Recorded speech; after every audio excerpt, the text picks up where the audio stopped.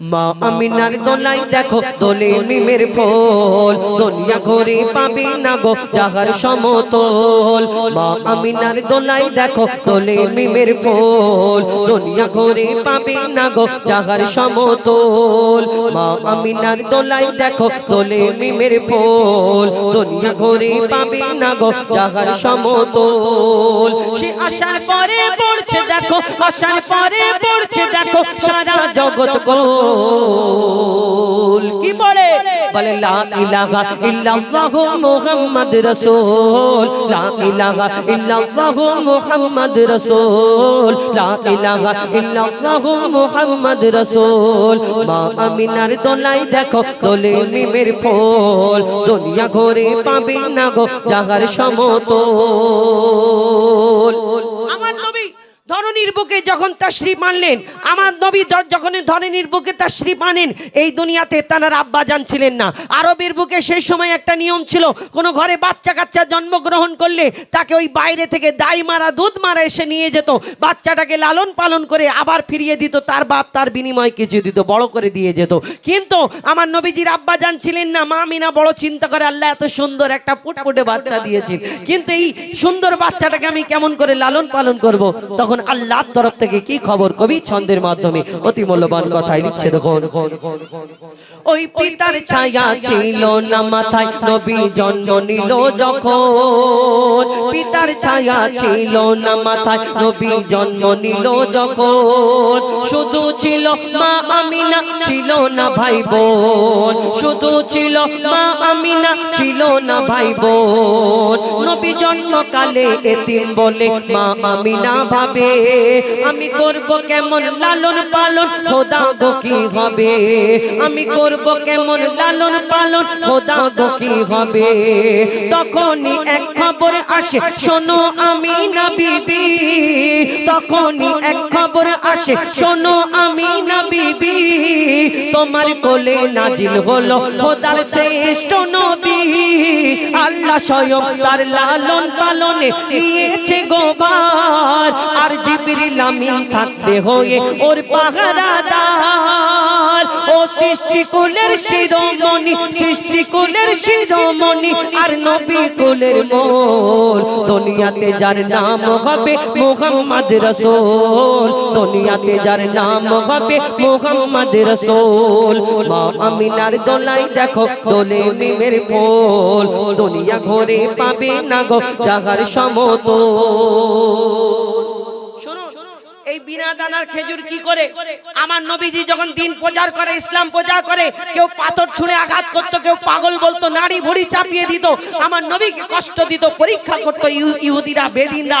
একদিন আমার নবী দিন প্রচার করে, একটা বেদিন সে চিন্তা করলো, ফোন দিয়ে আসলো, আমি মুহাম্মদকে আজকে বেইজ্জত করতে যাব। কেমন করে না, কিছু লোকজন জোগাড় করেছে, আর একটা ওই রাস্তা থেকে খেজুরের দানা, খেজুরের আটি কুড়িয়ে তাকে আগুনেতে ভালো করে পুড়িয়ে পুড়িয়ে কালো করে, আর সেই দানা নিয়ে আমার দয়ার নবীর সামনে এসে হাজির। বলছে, মুহাম্মদ তুমি যে দিন প্রচার করো, তুমি যে নবী বলে দাবি করো, তোমাকে আমি একটা পরীক্ষা করতে চাই, তুমি সত্যিকারের যদি নবী হও তাহলে আমি তোমার কাছে কলমা পড়ে মুসলমান হয়ে যাবে, এটা যদি দেখাতে পারো। কি? এই খেজুরের দানা এনেছি, আমি তোমার হাতে দেব, তুমি আমার সামনে পুঁতে দেবে, আর দানা থেকে একটা গাছ বের করে দেখাতে, একটা গাছ দেখতে চাই, আর যদি তুমি দেখাতে পারো আমি কলমা পড়বো। সে চিন্তা করছে মুহাম্মদ হয়তো ভয়েতে পালাবে, ছুট মারবে। আমার দয়ার নবী হাতটা বাড়িয়ে দিয়ে বলছে, শোনো শোনো শোনো ইহুদি, তুমি আমার হাতে দানাটা দাও, আমি তোমার সামনে পুঁতে দেবো। এইখানে শুধু একটা গাছ তুমি দেখতে চাও, আল্লাহর হুকুমে, আল্লাহর ইচ্ছাতে আমি তোমার সামনে দানা পুঁতে দেবো। আল্লাহর হুকুমে একটা গাছ হবে, একদিনেতে গাছ হবে, গাছে ফল হবে, ফলও তোমাকে কালকে খাওয়াবো ইনশাআল্লাহ। আমার দয়ার নবী বলে, কালকে তোমাকে ফল খাওয়াবো। তখন তার এবার ঘাম ছাড়ে, চিন্তা করছে এবার কি করে কি হবে। তখন ইহুদি সাথীরা বলছে, শোনো মুহাম্মদ আসমানের চাঁদকে টুকরা করে দেখায়, জমিনের পাথরকে কলমা পড়িয়ে দেখায়, মুহাম্মদ হয়তো কোনো জাদু জানে, তুমি পারবে না। তারপর কি হয় কবি ছন্দের মাধ্যমে আরো কি লিখছে দেখো।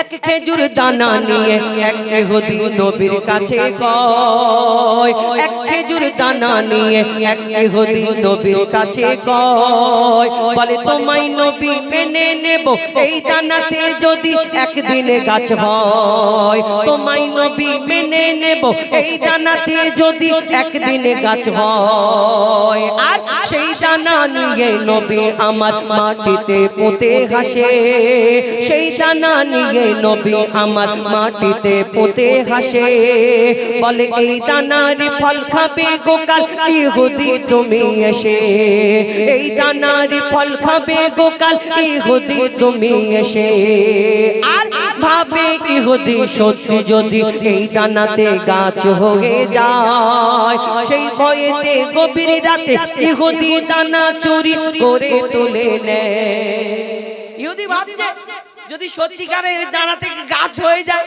কি হবে আমার ওই ইহুদি আমার দয়ার নবী যেখানে দানাটা পুঁতেছিল গভীর রাত্রে ঘুম থেকে উঠে আস্তে আস্তে সে সেই জায়গায় ওই জমিনটা সরিয়ে দানাটা চুরি করে পকেটে ঢুকিয়েছে এবার চিন্তা করছি এবার কি করে মোহাম্মদ গাছ বের করে দেখা আমিও দেখবো আল্লাহ যাকে সম্মান দেয় দুনিয়াতে কেউ কারোর বাপের ক্ষমতা নেই তাকে দুনিয়াতে অসম্মান করবি কি করে তারপরে যখন সেই ইহুদি তারপরে আসে তারপর কি ঘটনা হয় কবি ছন্দের মাধ্যমে লিখছে দেখুন ভাবে ইহুদি সত্যি যদি এই দানাতে গাছ হয়ে যায় সেই ভয়েতে গভীর রাতে ইহুদি দানা চুরি করে তুলে নেয় সেই ভয়েতে গভীর রাতে ইহুদি দানা চুরি করে তুলে নেয় পরের দিনে সেই ইহুদি নবীর সাথে গাছ দেখতে যায় পরের দিনে সেই ইহুদি নবীর সাথে গাছ দেখতে যায় গিয়ে দেখে সেথায় গাছ হয়ে ফল ভরে রয় নবী তাকে নিজের হাতে সে গাছের খেজুর খেতে দেয় আর খেজুর খেয়ে বলে ইহুদি এর দানা কোথায় আমার নবী সেই গাছ থেকে তাকে খেজুর পেড়ে খাওয়ায় বলে খাও দেখো সত্যিকারের কি ডুপ্লিকেট হয়েছে আমার নবী তাকে খেজুর পেড়ে দেয় সে একটা দুটো তিনটে খেজুর খাওয়ার পরে সে বলছে মোহাম্মদ আমি জীবনে তোমাকে আর কোনোদিন প্রশ্ন করব না কিন্তু আর একটা করব প্রশ্ন আবার প্রশ্ন করবে হ্যাঁ আর একটা প্রশ্ন করব কি না বলো আরবের বুকে হাজার হাজার লক্ষ লক্ষ খেজুর গাছ আছে সব খেজুরের মধ্যে যদি দানা হয় তাহলে কিন্তু তোমার এই খেজুর গাছে খেজুর হলো কিন্তু খেজুরের মধ্যে দানা নেই কি ব্যাপার আমার নবী 63 বছর 3 দিন কারোকে কোনোদিন কষ্ট দিতেন না সেই ইহুদিকে কি বলতে পারে কবি ছন্দের মাধ্যমে লিখছে দেখো সেই খেজুর খেয়ে বলে ইহুদি এর দানা কোথায় নবী বলে যে গাছের দানা নবী বলে যে গাছের দানা রাতে চুরি হয়ে যায়